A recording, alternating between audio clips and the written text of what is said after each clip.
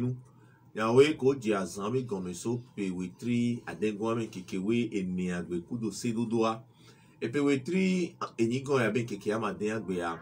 oje situtu be konu be gome le gendume kaka bada sine fifi o tamo e o do de do amegan ho ta o de do e so he o chata e fifi a ngan ke gbale ko ma pe vo e o do pe asan di be pe wetri asire ke gwa que a me via gbe o le da so pe ke rudu ko te o le da idwa ehia be mianye ro obe enu si anu la ivoa be mani ju bote yan eni atu be pa ke enu le da idwa ke fiogan se de gbe fli be we atongon ele ni egen on be fiogan e fiole egliji genjume bo we egbale eta ne e fio keke ke le lak me abe popoa ba me dondon me vio le mi agbo mi de monema ado ezono ya wezolo yolo leko enu akedomia ekedomia to devio togbe maman saint onde mi kanu dibe amesi ame fon le dodo nyu eto me manyo be mi a de mi aloko onu na mi a so eso do da aforito agbo tutu ma yo enyo manda pere NFMB togbe gogo micro na pompo yo leopo na dia micro era do fonfon na wa sense on do fonfon jina o micro la do fonfon jina wa pere manda pere na NFMB agbasa manda pere embio fonfon na we nyen to rambe akopoti mure hungla sol na kwa ho mechamaji ewa akopoti oni hungla so lankman o me le jamadi on ati ko si how so you won ko le ka me pomile ko vi le ka pomi won do gati ko si ni gale jamadia no vivi anu be me anyi hungla comme c'est quel ici na me hungla le hunonti enyi no pa huno e pora ba po la potasino ne beni le togbo we ko mo eyem le ahada me ne amegan ako putia togbe mayo alo hungla mayo hungla ako putia fofo gane ya le dodo nyane fio anto yo yo Bruno le mi fondo ma egbe to ake apele ma wulo apele to gbe apele sese pata et on la nyabe Félix à nouveau de sa vie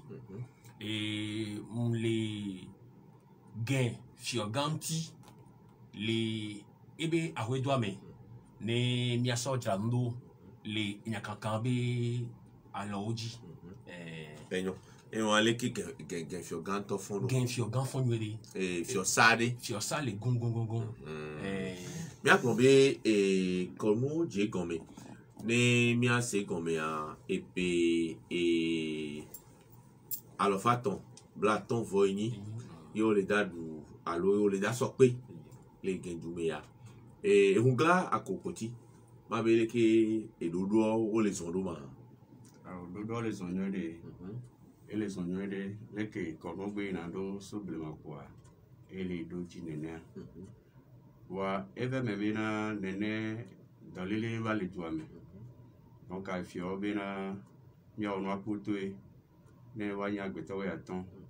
donc am ko be fio be poplote mele e fio ma gbo nya de mira gbo nya ke fio gbon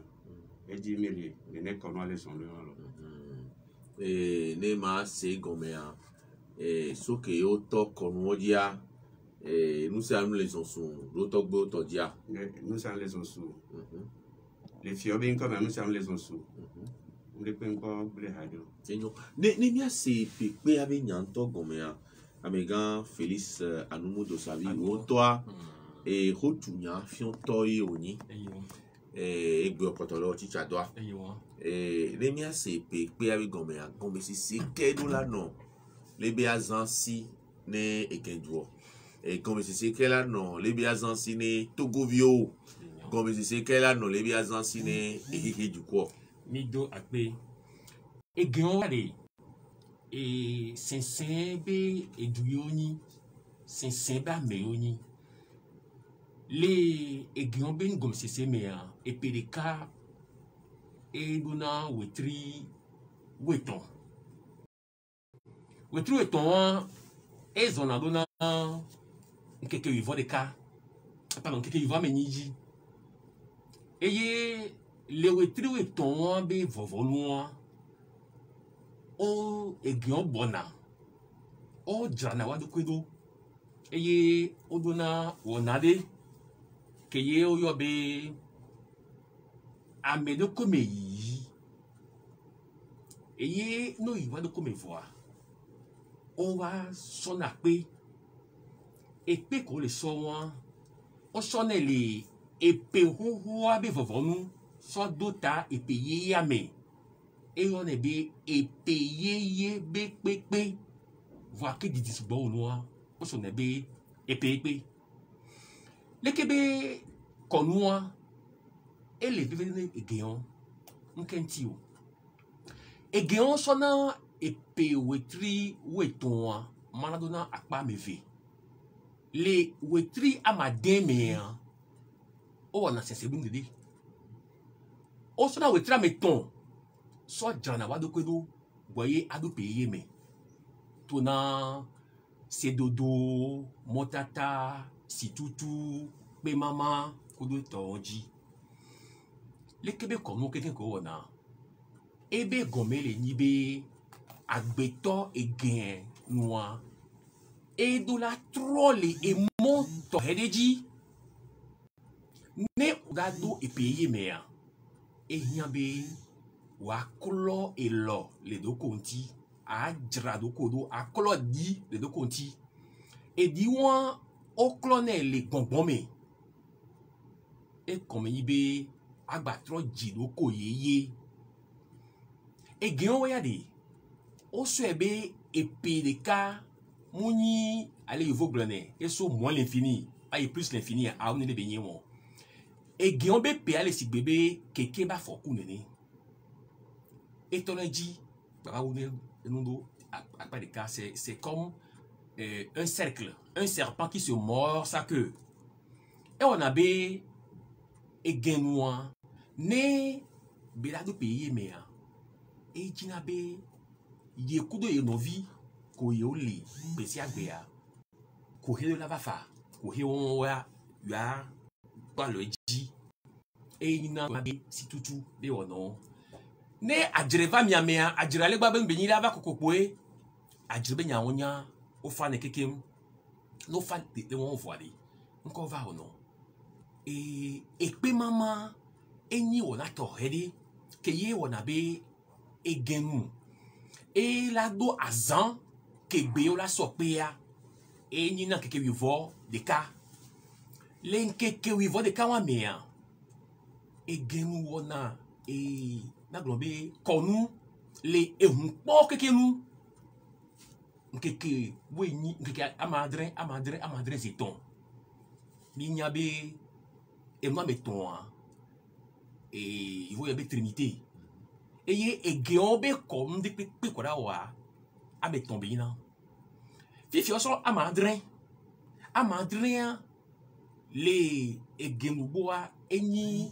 e hlenme adodo de hlenme seunde et ye le keke wi vole kawa mea egenu pour dedo tocho eviota mocho eviota et la podedo a hosiota et la podedo a menuota kaka ken boye o la sope if ya ekpe so soa e be gom sesia elebe eleke e peye ke me genu da jia e genu ejibe ejinabe yanya azon keme la no ne epe abani epe adodo na ye bani epe ke la nada gbe ya epe ke la obe afoku la va ya pa de ka azon keme la no boye il a non il y a c'est divine payé ya enina epe ke ye o sona epe anina sani ne epe ke bana lo gbogbo ya ye me ari no o no egenu egenvio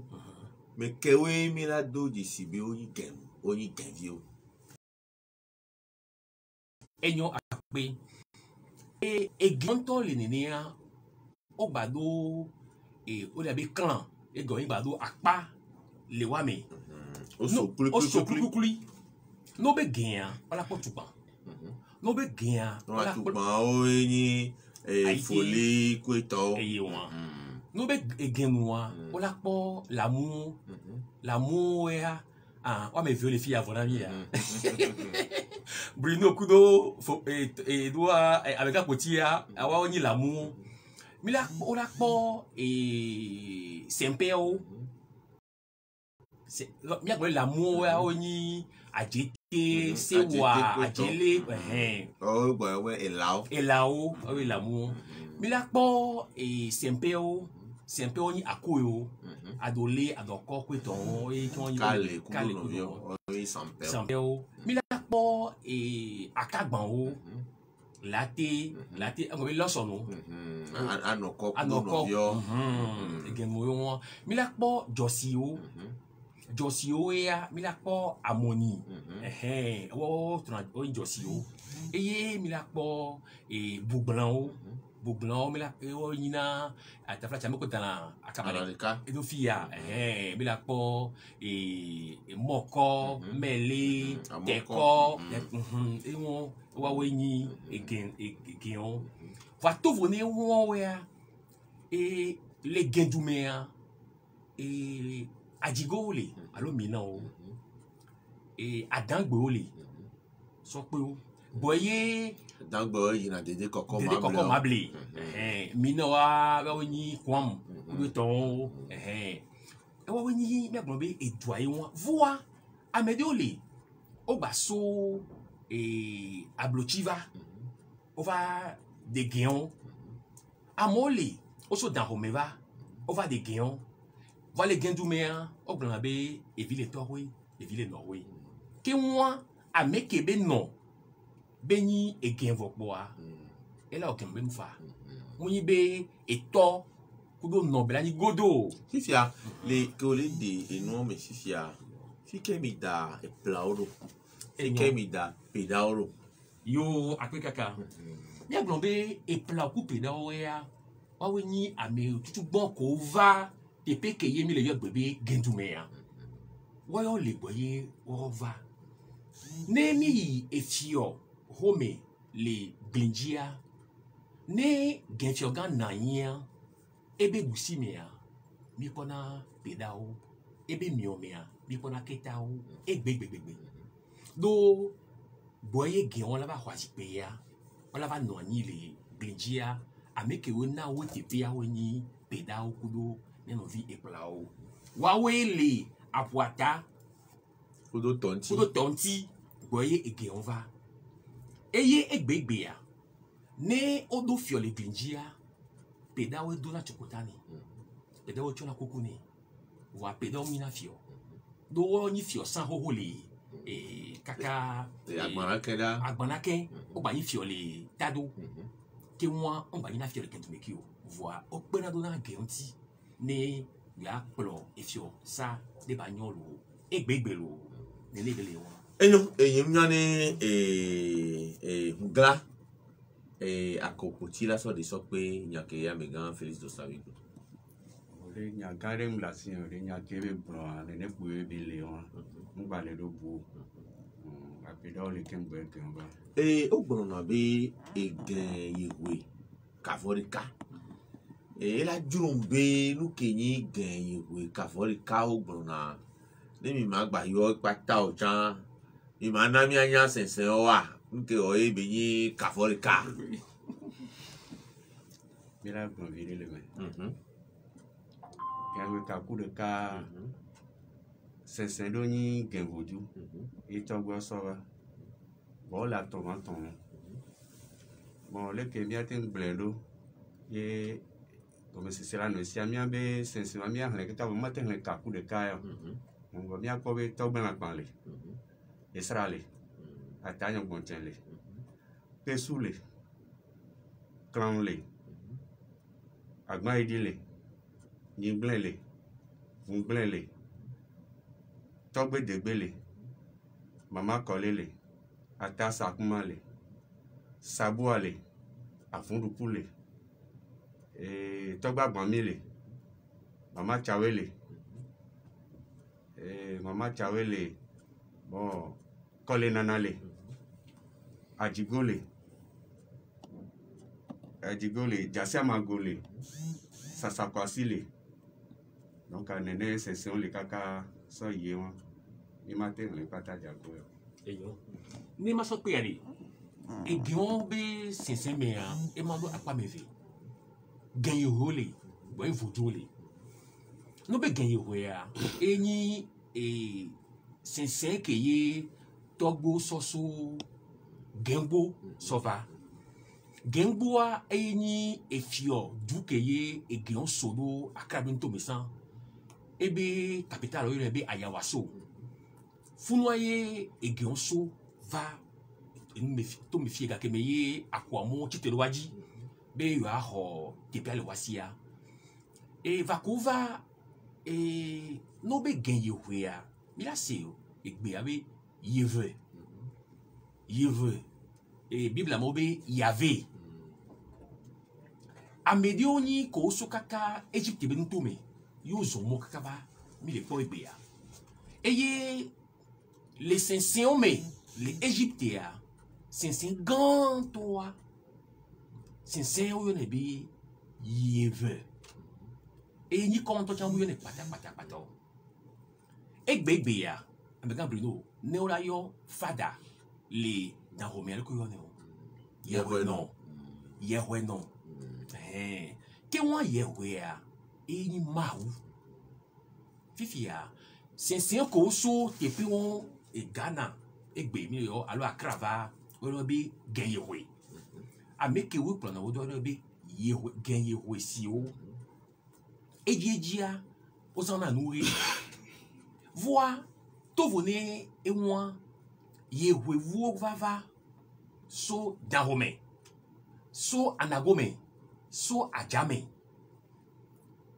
Fifia, que tobe et geomuni. Ame keyo o mionasi oa o mone lekebe amesiame bim yo ami anotu sense won so pe geye oa o ika kwa giga ke mi le yo egbe ya ke won amesiame e mo le ni fa e amo keke won egbe ya oduna ya keke Fifia amigan e ngla akokoti nke o e bo we o la aje yekeke alo epe pe be konu be gomea nuke oye elan we do na se o do na se le lan papa nu la bodrafo o do na ese le lan papa nu la neho o bo we sakuma kudo kole o ba hode nuke oye lan pa we do na se atutu bon no ma se gomea yin na que Togba va ogbana ahwagbeji oso yo so ahwagbeji kaka ovado ko vado ahwamuvo agwa ti wa yo mekwe yo va nela nyo fie yo le fifia ya o se ne yo no nebe tukarangba na yin achirima na yin tondon de kwekwe ma na yin no ya so to dare na fa de la gba le yo wa ne yo anya inse ki ne Togbodo le aneho odora gbe dan fo a nko be se won kezon ye be igleje won ye ne la pando ejora gbe a sakuma ko lo chan do ne pranda gbe kengbo e mi tona mu poto ji après won ne se do va ya yo me va kana du fan la kan du fan me ka kana du fan la pa ke kana du fan a savoro du ata kengbo e Nambo tu ma fiva tu na si. Fifia. Togbe la pangba tu siki. Ne boso ma fi tu voa. Ne boso ma fi tu ya.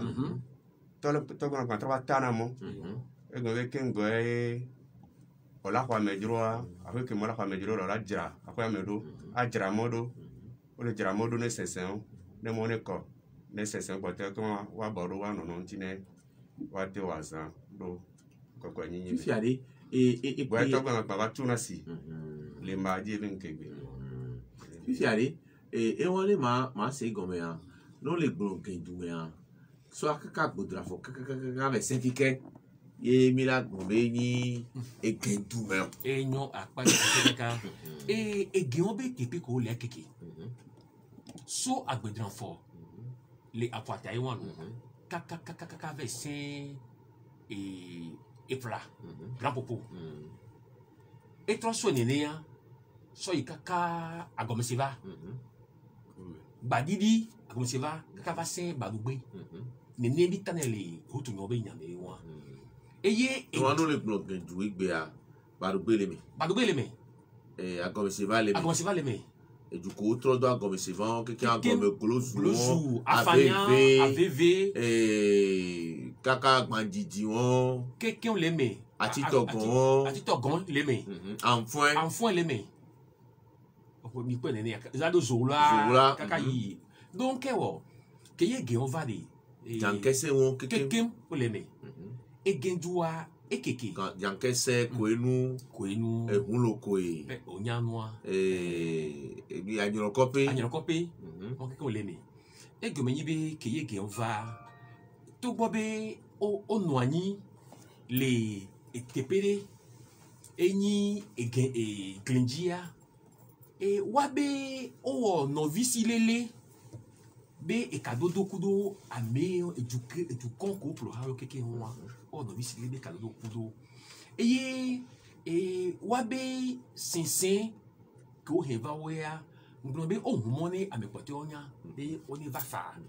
pe wo be edo keke nwa okay over o he afan ya ve so Nigeria va eso Nigeria va eso edipo pope eye ma so pe enyakeye ehungla koti egbon fifi ade ne o so egion alo ehun be nyan ode ya no medo apa mene lanpan e wona apa ameton 75% do lanpan nya globe eye ni ametutugbon sensetutugbon ke polo efiovio ko si ahwa va fia eye polo dova poa e ona komi sugbonto eye lanpan toneji lanpan ki basona $500 pour le gogbogbo di o me lanpan be doa epen egbe ya ni ma mia we poto depo nene be lanpan to be lanpan be doa ekeke subo ehun poti oyan mu hoyolo voa e kato do to ele na le kebe hun me eye ehun do le ya ni o po wa yo wa ta flache o ma ti wo konu ke ina pe so be konu yo sigbe na bo so ma fli tunasi to be lanpan mama kole atapesu sodo atasakumo o ma ton ya e ba mi pone do na disibe gro do huse gbo la huse a Clément sona lo la me vana na Clément va diwa e kumudino pepepe nke mi le plan be de gion me no visi lele ya de to nyawa me onya ode onya wa ya alebe amesia me ba no nke gbegbe me aso wole ke be doa ameko hina Clément vana wa woni akagban o losono wani mi hotu nyo me ya mi nya be losono ya be evionyina glenji do efio bevi nyonu di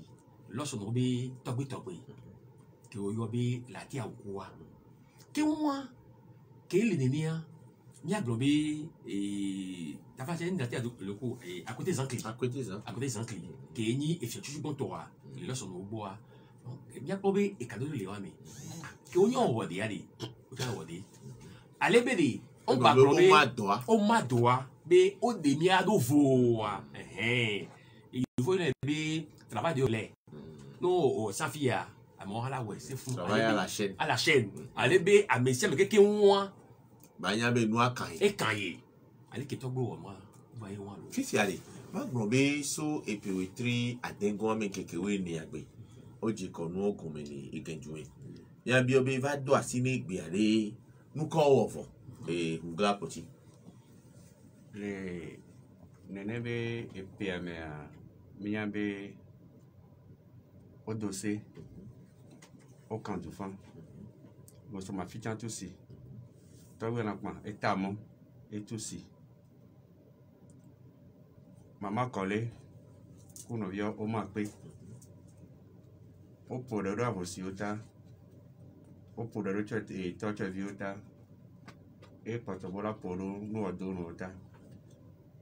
nous pouvons pas tant que bien secondo et puis porter dire et on l'eau bon ne on va y voir ne we try les voir c'est cas bien que tu ban on la fin V oui 1er septembre 1er septembre on la fin V no fin V et bien ya oda gbe ya on la so gbe ya ne on va ya fira gbe ya on la ve na vieux konu yo la ba ya wan le e be me na gbe ya on la na wa voilà non voilà ebe jora bekele le 6 à donc mala sosra les jamaji à Bedranfort c'est quoi la sosra et à on examen 22h sona 0h sera un kevin produit de ko sonné do on a des taux et ayen kuto be ya et huto be ya on sosra no ahim se na humeho ahim na hundo donc on sosra be mardi à quel le 7 à avec malade à Bonou 8 avec malade Bonou 9 avec Panyeho l'année avec Panyeho quoi ane ho kwa Bedranfort ojala du ya keke donc à fouiller et puis avec on a état de vidéo quand bébé va pas décembre fifiani les économies bi wo me a mi sebe efio nani o ko be ne nuola ya ne ipotoe le po be kimi le kanse wa o de ne to la pete a me nyane ni nyane kaflan zo dasa do auto brino nkenyo jibe masofio mia be ame o le pomi titipea en ko na be pe mama e pe ya nke be ni o ira ko be eni eblikui ivo de ka ye nya togbo mana nke cho mana do Gamamea, calendrier mulio wa et au-delà do azande bede azaya gbadi mi la so pe le ke mi la o kaka e amesia mi la so pe to novi et amesia mi la anodu no so pe ya gambe ma quoi o mana e pe o mana bikui eye 21 jours que voit les cas voilà so pe ya o la konu ya on est les debenu pe comme ne ko ba on est les enwanye wa que me do ma gindi poji ouais on na pe ya ifia comment que be pe ya o so ina fio bo e won ni ma se comme ya mi le ma pe ya na mi o je wa eh be nya mi pe ya mi le ho ya na fe to ya lo ke wa mo ke wa mi nya be keke de poto yo la so pe ya wa mi la hlen e bliku ni le kele me ya e wa ni to be o ma e pe ya e bliku before the can on me ne enuke ola de ka dangbe ne enuke ola de ka dangbe ke ka ko la nya me ya asaya gbe o le da fun ave voilà ne enuke ya yo la so pe lo ke ye mda so e pe ya so no ya ke o wo konua ko sika de ka vo a ma de ama adrenaline ti dangbe support ya no we ni ro la no nya ko e vivi ka me tama no hlen alors ka me o ba dazon lo e nti ke ngbana e bi anka o yo bla ne do blichuru me wo e o le be o la protéger o la potui ale be ngba kankon ne ke ye o so enwa le yi ne be hlen nti ade o so na mo wa azanda bo o manene ahwesu o manene ehun pao amené amenkuta efio nyan da bio mina de me ken ku me we khona pe ama pepe maso gbe ni etogbe hungla yo no wo le ke pe mama wa me ko ameko hone a efio hone efio de pepe zola ya enfant ya klako ya jeta ya wakpata o hone no hwa ahunu ga chon hone ken gbe huno ko e le hunpo no chon hone gbe me gbaru bo chan obiona alo no do me jeside ya won to kele domena me ni huno yo hono mko la ho la te so do no vi o chan fa no ka nene ipe mama nene be ine walo maso pe maglon beri fifi keye o ma pe ya e ya mo ho before the car ni kan ma tro so eblikuya Mateo e fati bebe ya be ame o ne fa ala me wi ne fa he go no ohoya o chana me du o le bibiri na wa ola wo e so do be ya be ange doke bana ya ebe ya do afafo jino aja be ya asale sulo mi le pa be la nyero e won je ma so pe bi ya samowa mi pe be epe mama ehuno ehuvio kudo fio sao do me be no na de na epe so ba zan ya eduanya na se ka wa egbe aga mi le do so me po ami se me nyame asaya le ke gbe o le da so pe mo si gbebe mi le tro ta dogun le nu wa bio mungapo ahore on le ke za le do nous les trois par exemple sans fie que mi va na sans on se rend compte qu'on vient sur la radio sans ouais belle va qu'elle va quando le trolle et moi me vide nene mi agble e nyo ma so pe ari ipo be e gemi so go le beji amole America et l'Europe ou l'Asia voine azan aleke esua kenyi be amesia me bona ona ekonu ne ekpe soso alo yakaya ke bugbeva no vide ke ve de son le gbeje la ko so ku via gbowa amede ke gba po no via po wa e la gbowa eye mi la do alo agban mi mi anodu mi adu nodu no vi kalele ne tobe mi akun no vi de mi do klecha ola tu sinami ola pode atu sinami boye mi la wole kebe comme mi a du et nous il y avait repas communautaire laisse bébé et Yesu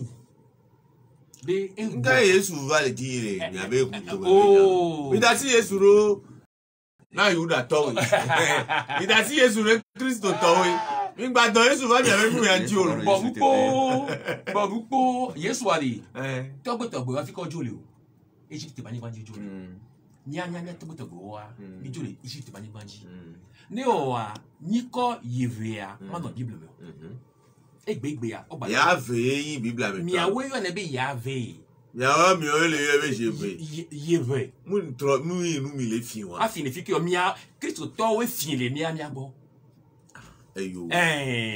do mi atogbo wa ne mi yi komu me aleke ye boye ola du back ye agbeto edra ye do kweme ele o carême nous blabla les gendu on a nous blabla so keke wi vo de ka bola so pe ya ki won o blana mu ameko da o konu keke o blana mu egomeni ke o egomeni ele ni be e huno ya ta flache a hangba je huno ale ke juro ya do wa so ya ngba yi wa gbo emi ke juro ngba duo egomeni bola no koko nyinyi mele ntina me consider et deka ameton nkeke wi vo de ka gbe ya ne ogbe ma pe po a huno la to abstinence di abstinence egbe o ma gba no hare o wa so wa o ma gba na ikudo odula yi wa do ko me wa kolo wa do ko nti le nti na me kudo gbongbon me wo ogbala be se dodo egomeni be no dossier on gba o tukado on gba o brio. Il doit avoir un calme intérieur et un calme extérieur. eye goye odadu yaka aucun bible na be a confession les qui se torbo les gens bon la confession ah nous voyons comme mais quand même nous voyons comme nya no no mfada o bede no vinye nko kudu an George namo o mu ya nu ya le ken George namo ba me ya gble ba egbe a gendu me vio a o ten le nouveau a comme le wa no wa maglo o ten we lo mi le se hoya lo honya ya ele ho e la flipe pe voix e gomeni be togbe todo alors que o la do de ale bele kebe honya ngba gble nu e gomeni be e odo bien be mesure odo nono medio que ye no vitikle la ha vraiment ngegbede o ne neye bele yiwa on blombe ade kudo adu ko le jua abede ma zinovia ma clico novia video e jona vai joari e benyo e jo e nya foto fun lo ne de mi ke do mon popo e mi ke pou gen fio gan be de ke be pou ko so pe ni mi asili mi ke be dia ya ke o so e huno o so pe a ve na gen fio gan e nya ke be gbo ni fi gan pode ne be ne won e pode do e to akekenji e ma mu yi huno pe pona de e fi ja pona oh yo e fi anto ni mi aglobe e cardinale e le tare huno le huno pata do iwo e tro le taro aja e le si bébé de le mi abe doué o me république mais président de la cour constitutionnelle et de la présidente de la république voix game du asi pays son ku connaît vos poa e le président de la république e wa che o pata et voilà le ke bele e me wa if gen fi o fi gen de an e le tane e hu kekekeke e hu no de pepe mu le ke ye e le tane fio mleo e fio a e du na vodo kekekeke alebe e la te yi a do de pepe me fa ne bele yi wa ipe a ke wa boye miladu le kebe ya ka oken ne no vieux ben la domino ne omuso kio min posio min podeo ye over buya odido achiji won ele domela do asra dome ele si bébé de et on nous voit les catholiques toboa over en communion so en confession ouais et fada ma Eyo kame mi le ho gen fio gan se de gbe folu le we ton gwan be ya me dondon do mi nya be gen ju me vivia jajira do o leji le madiji me an o la so pe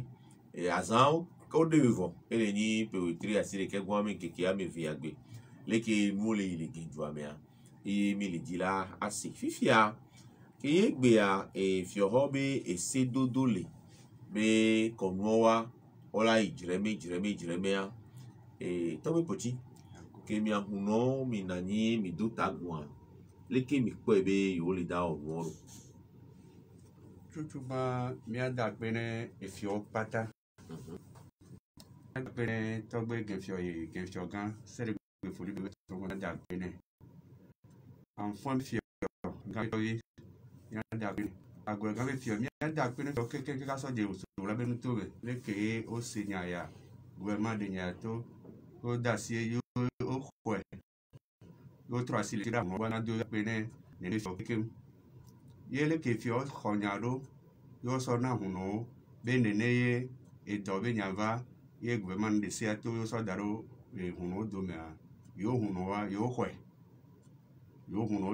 be le ke o gleno be agbeto we aton ye pe la no kono tepia ya mesial me la no be hun panu la sen be hun no ho nya o da sireji ye ji po ja we do lo le ke o le da we do ko la we do kan flan na il ni de pe de ne be mi a ton pa mi a de wo ti ta mi wo ti si ko la to wa we aton pe kudo huno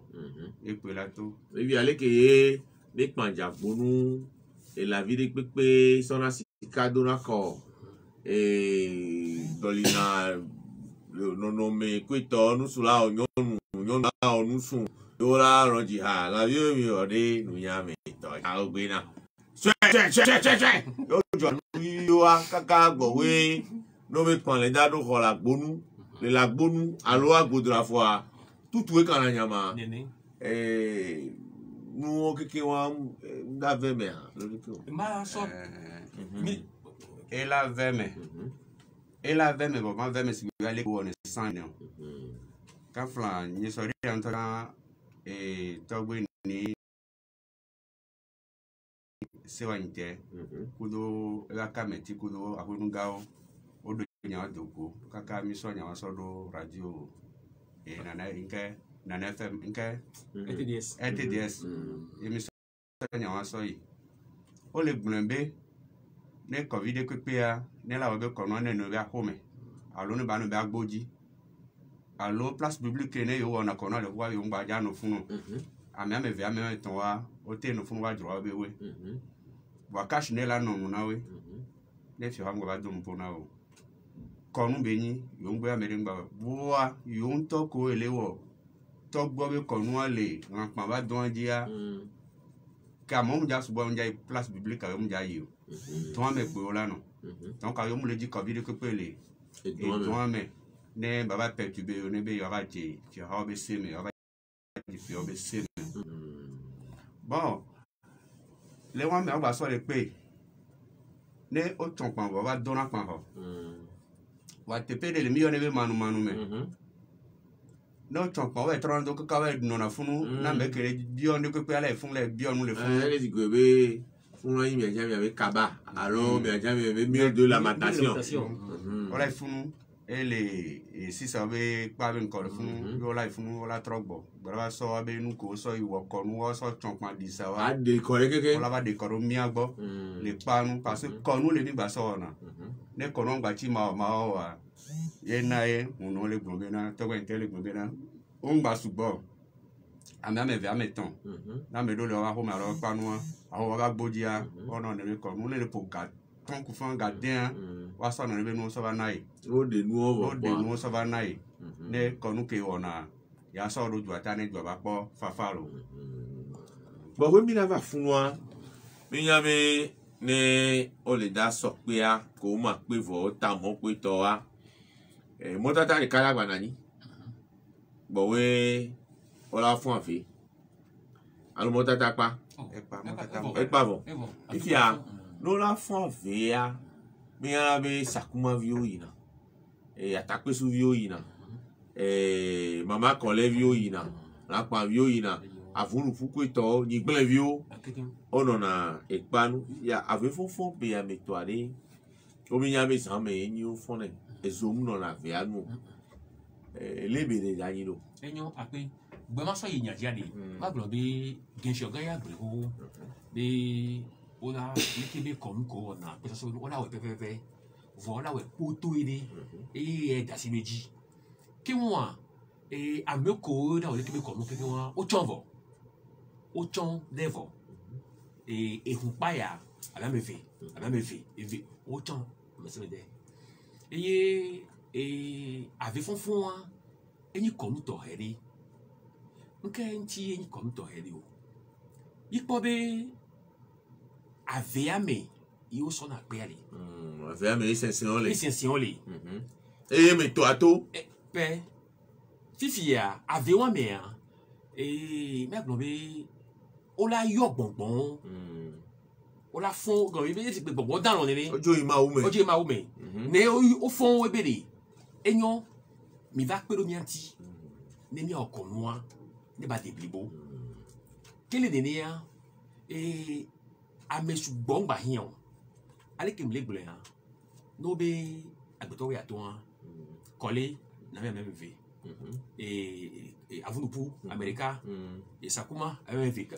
wanto o di si wa no kekem me we lai noa be ne nu ava ivoire ne mi ne ame ko le si mia be nko wa va po ava kpo ale fona fe doa avivo fula leo mia to gbo wa odo enu gomesi si onyama wulo onyama wu adodwe na mo bo we de konwa abusan be ni nya ta fla che omnye oye onyama wu ele si bebe amedi obe muslim to be konwa nsogbo amedi obe ju obe konwa nsogbo awo aji amesi be kon le be nu ene oji sinya to gbo wa ola ko be ne oyi kaka bible be goglope ya la nya be ameyo we so Egypt ba yin gbaje yan o be yuvo we o so sinsian de o so jo so yi kana ba yin gbaji so yi Jerusalem gabume vo mi atogbo ya o so esufunu so va mi agbo fiye eye mia enu no to gande o ye be check Antioch et mon roman gande so le kebi monti et Sénégal be tu meto et trombe vo be nation nègre écriture ne mi rien ali mi la ko be ta flache yo vo e fino le merci sojo be mi atogbo so wato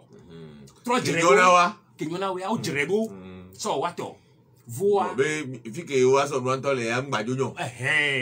ye o to mia ya so mia so wo enu ato abuneto be wa no ya awa o ne mi ye me ya o veve to ne mi ancien testament me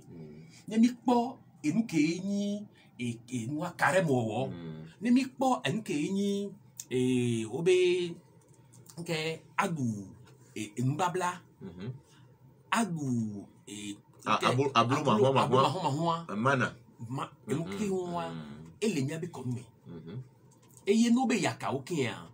no so blia no tua ebli mahon so na keke ne ni bele wa ki wa enu subo le gamle mle mi asi o gabu mi ade no tro yo mi ade mi ayi sension to be gome de me kudo azan ko chan we ya nke obenyi o nke ntiye no le bu ewe ya e lo wa lo egen wa afwa mi ton po no 1 2 3 1 2 3 nkenti yo ne benye on nous kentiye le egiome ne obe over fankwe le yorome nke yoho yohwade gom sisekeli si o le ke be cha kudo sense pote odo ale ke odo na huno ale ke odo na fada no pote pe ya po la ameve la be yo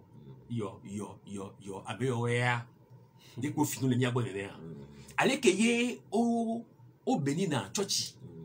o be o church o ye asia midoi no si consécration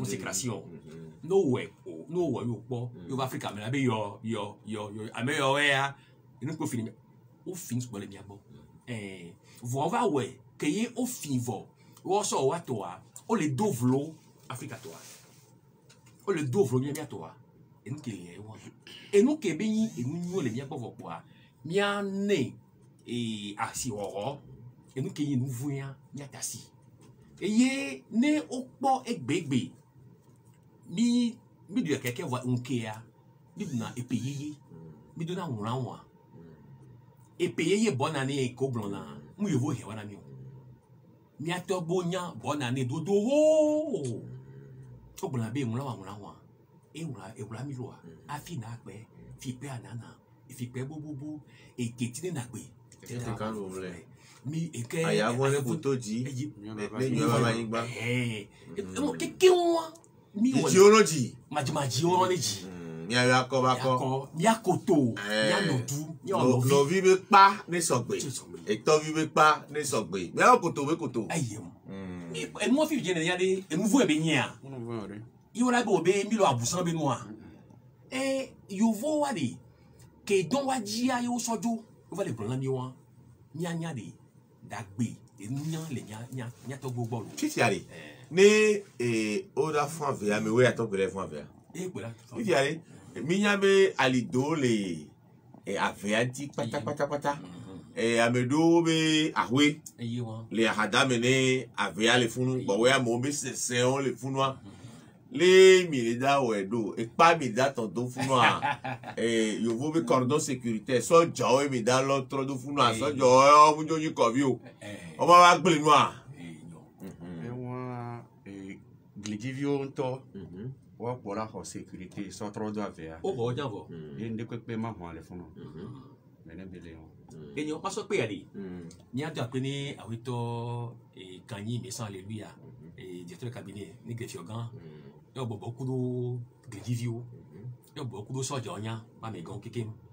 et soja afiko la noa ele mi c'est ntanyabe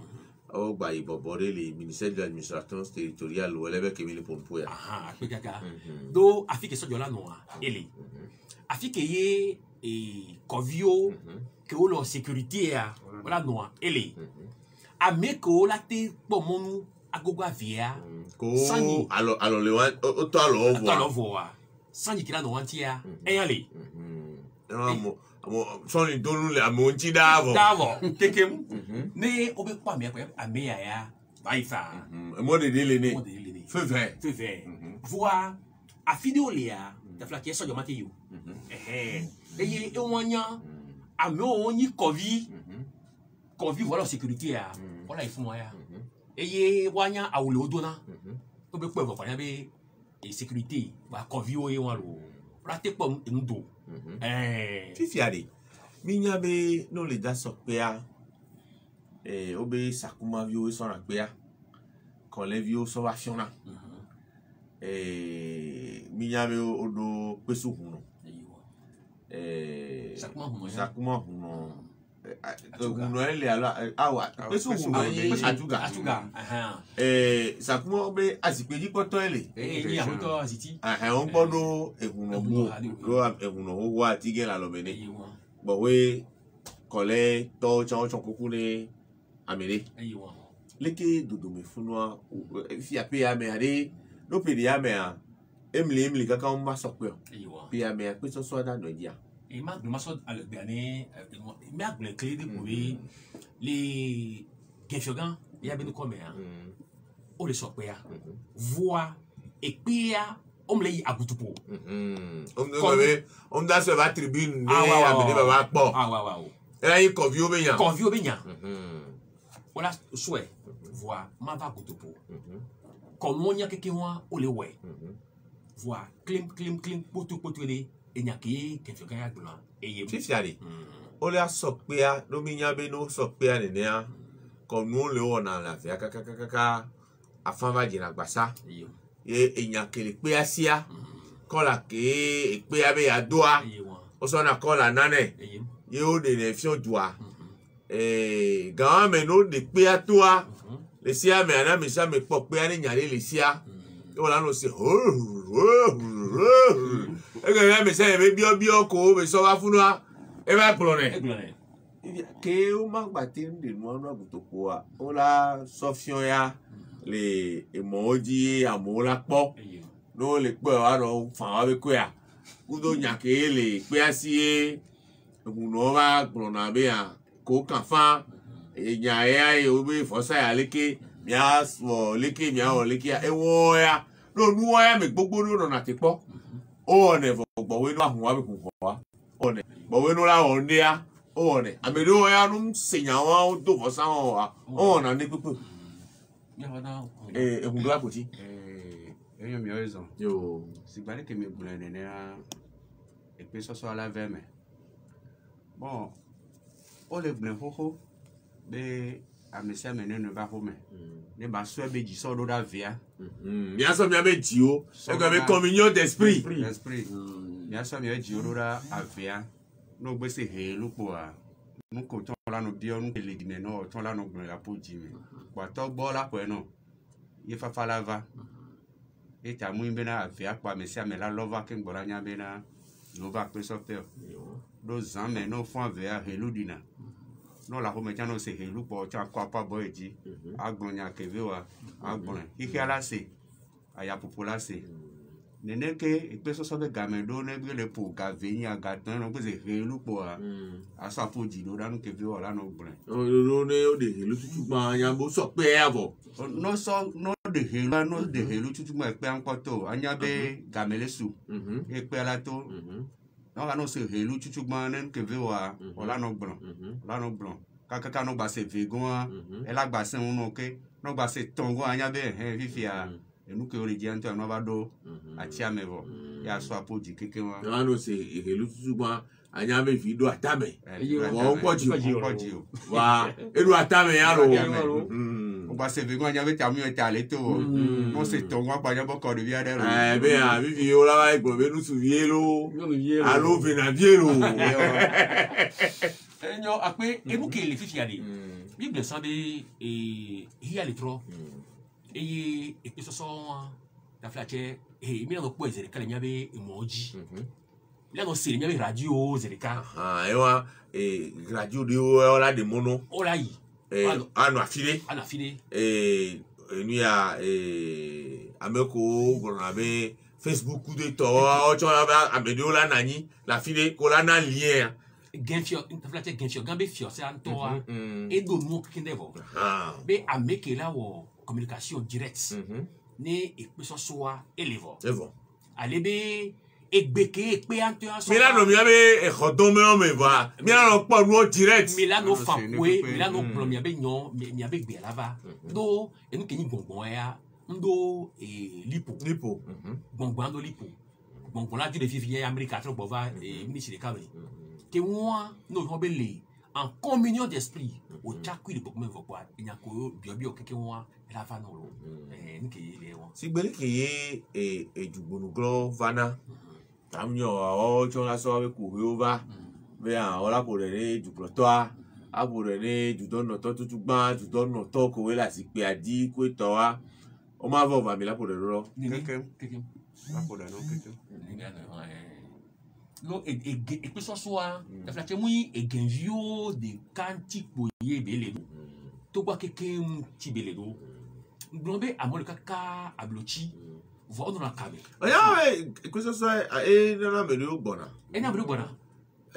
ka fa me do so na Canavana a me do so na Benin a me so na Nigeria ku to a me won keke ware nke mi da wona o ya be no ti de go do a awo a me won keke ware ola no wa be ho me do a me won wa ni na ahwevi ko vale ora ya ho me ke mi ya ho me ya mi la nayin o ahwe ya le gban le fi nke mi ya wo ni o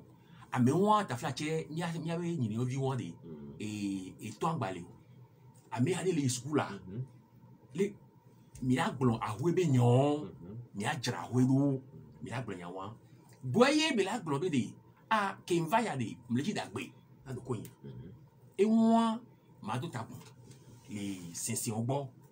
oni podelo ta yin wa ne on ba so on ba ipoji yan wa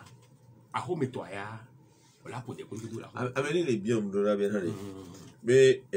covid anti po mi to pado noiro de nelo allo si quelle que fonto qu'on a me nous le temps be nous bo la lo noir comme a e ko gran ko ti oye le covid anti po lo allo nous bo la lo noir comme ndo temps e mi son do le wula ma nde pepe mu le fumu ye bele nu go do mi son le chondo e do anti po a petone no sesere betobe la médecin e po fio le di non vous doit matin ya do ya vojo cha le wato bi ma gbo mu le wato vojo le wato gbogbo rin to nene wa ke dume anu ke la no ke dume la lo nto e la subo e ta mi no ta pe ne sensen o cha e ta nya e fi ogbon so kuro do antia mi la we mu be nu bo le nu agomo lo e ma so pe ari agbo be fio ha allo government kele plomia wa sincere ne government ibere egbe ami mi gba we ami oyo ami pe mu le mi anto en sonsiano benozin ke won obe me no viwo eni ele ke gba mi o leke le raison do wa message fifiali amegan Félix Anoumou to savi et Rugla akopoti et mi va les genfiogan c'est des gbefoli bébé we atongon kudo genfio benu semi kudo comité de suivi avec les lenkuido les que ola sokpe et puis alors faton la ton voy ni gon ame dodo wa benu semi ne mia ponya o puare le huno ba pa dia nya kemi la ledasio e hunkla akopoti ne mi la puepu o be résumé ne mia sonya e nya ko mi ba gro vivi ke ga be ko anu kemi la ledasi gobio nu kemi la ledasi gobie to be kwimbe na huno pata ne sefio be gbe ne le ko bo ko no do poto ya ne ba do ne aji ne ongo be jago ne efio alo fio ha na me se ba no ba ton ne fafa baba ro ke do ame fafa ke vi o pata o leji ola no hun e pola be soja ba dago ola no hun pa soja la de he la de poto ma jeji o ke bon e ge hun no pata ke ne se ve na de e nu ke fio gblan wa pata bobo ro fio gomen wa se e nu ke fio gblan ma e fio le gblan be na ko nu ko la wa be amen gba we atan be po keke nu amese me ni we atan na mere gba ne no be hun pa me ngba be do ti to do ni so anya do le di be ko o tu si le na bo so ma fi pa nu aro be ameke tu na si a e mi po e me tu si a ma me bu o pon so afire ba eyin ma yo dure me be tu si a e won nu le o sa le wura do yo be o be tasi no be nyan ngla poti no nyale na le funwa o funwa le funwa kafla enu ke fi obe ne joy le funu amere ntom site poto asi akodu ndo po be onu ke jura le funu nu ke fi obe ne joy le funu nu ke home on to nya be ne joy e home on to be ne joy le funu donc abi ma yie me pang mere na lome le dube ngume enu ke fi obe ne joy nu ke akodo obe ne joy le funu lo et après tu vas sauter pas bon be boy on a tous les dans ma fille et il n'y a va des chogan ba home o kan tu fan o savoir nya eye amere le fun pa nuwa to gbe dogun le won to don be a obe ye nto kele si ya imuko ni emuko wa de ye ma ti wo ko nu o zo de la hoya me ye nti ade ye ya ve pa ito ya parika eye ameke eko do ko nuwa o la be godo ko yi nti ya ameke ko yi be la we ko nuwa we ayo ni ba we e ya meke ye do la we le gawa meme ya to bo ko do no de ho so poa if you sa so genji kudo if you sa so lola mi a ko wa me fe not ye o da fote bi yo ko no lo amede ke mu je ba no funu ye be le funu wa ke ye etobe e da gbele mu ya ko to asia afi be to a e da mpe o ye ntia de enu gbele gale afi de pepe voa enu nyo to nya afi de pepe enu nyo ya de na so nyo ya lebe mi nya da pa de kalo fifia ehunu to ogbon abegan ma ba so bi so pe o gbonbe na mo me ko la onu amu wa we won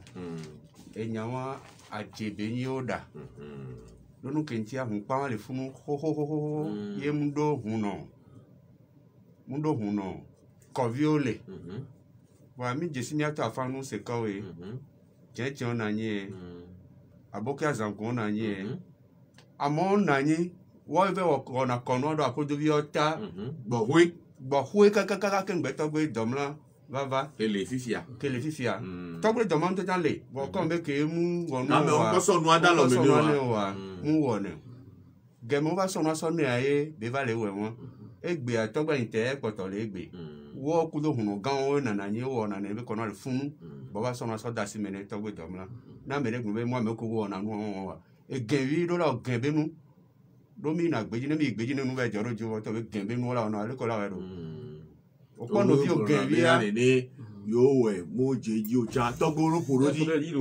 no yo nye wa neche e yo ngba nye o cha neche ro nu ko be nye neche kiche ndena le plenu ifiari amegan do savi Félix ne egenvio wa de nyaka o la leda si né le 2 septembre à Soyo, no le 2 septembre à Euro la sopé, no sopé voilà, né Oyo Angoli, et nous kekbea, ona nudu venavioa ekunga tona metahu tona nenu ke awe una nu le hogame le gliji kwa ewa odina mo ba hwesuo no wunu fa ba yo tona eke aji nyake egeviola le da sima lo mo le se miame ko le America, Germany, Denmark, Chine, Japon et on mi da pe le nyake mi no vu que le bejio et egevio anyabere e ko pe amebe e sinsian be ko mo wa eleji eye ahosi ahome ke yo le kebe ko mo le ya no le beji ntonya oni so ni video da afike e som yo wa e so sike yina ne wajando la we le vava mere no vade amiri pepe ngba bi ele yi kinji poji o do ta fa ke po vile to ku do gbangbon le fun wa o ma yi o o na ho mi o le no ba ho mi awe do mi hun si o o le no wa be pa onu allo afike onto obe na vo pa no fun wa po de le fun wa to gbo honya be de covid le ro to gbo yo honya be covid le keke ya e me onona mi aso fami de money na FM yare baba gronya na amonu selo enyo ke mi le gbo kwa de elaji enya to be to mi de money na FM yare baba no atuanu so same kaka nu ba ke yare nenu kele jo na mo ngba jo le lo bebe yo le ye ekeju me wa ne mi le oto aru da pa wa no se wa se lo la le tutacha lo la ve menene ya que mi gbo kwa mi la do gbe ni e wa ni mi ase gome ya le 2 septembre a ola sopé et ameko mati amundo la yi voilà ola se radio rioji ola pe le Facebook janji kele yi pale be Facebook agbowe ne ola gba na nu se amewuri ola we a nenu gan asan supwa ola na ju alanya amola no a ho be wora no ponu kele jo le gbacho me aro unye wa ba gbacho anu oro alo yen wa aro muhion eye won ya keke gbe a me me dagbe eleji kosila-gbe mi la do ola do una wa pe la chame e fi ola church la gboba we trobola pochokotoro pepe chokoto acha o le vikle de ko jesi be mi ko le wo poto de ko evo eye l'enfant la to toaji la toanya prada-gbe jola be zando me eye wanya amoni wole wa bi kepi sa ko evo nu se arunu yi lo jire meji lo mi le ji doro fifiare amigan do savini masé gomea we le po nyanu de be nya ogbo le palais ke le bidia manyo ba na mi numéro ne amere le ji nyade ya la bi o nyade vi claim ya ne wa yo enyo on est yo 99 63 47 66 99 63 47 66 voilà je avec quand ça dit no ba yi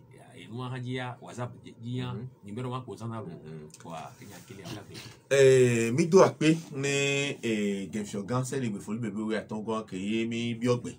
ye be don mi rora mi da pe ni DC directeur de cabinet Kani Mesan Alléluia ke nongbo dominer le be dodoa na mi kankano jibe ne yi to e move up yanya ko be Genfiogan ba mi dondon olava ne yo le ponpolo le Genfiogan me ko me le ponpolo kenju akeke be ye ko me kaka ba ja ne ho do to gbon be ati gen le to gbe afa o to sa ba do san ke la o so ni nigun ba lo me eye gbe afio bi fio si peji poto la tevi bede adonjegun la o son body e le kwazi pe aji ayo le woto gbe asila sime ne genju abe nko yi e pa yo la so le 2 septembre famani jugbo de nyon ngiya ma mo no va gbacho ngiya wa mo no va gbacho anu bo anu le wa ba ho do me chan le ke inu ale jo le gbacho anu doa o la se pa mi kan do sa vi ne bi number ke le 99 63 47 66 ne to mi bio mi hia enyare pepe be gome de ale mi gogo epo a fi ke elan mu le o la kan la pu ilo bye bye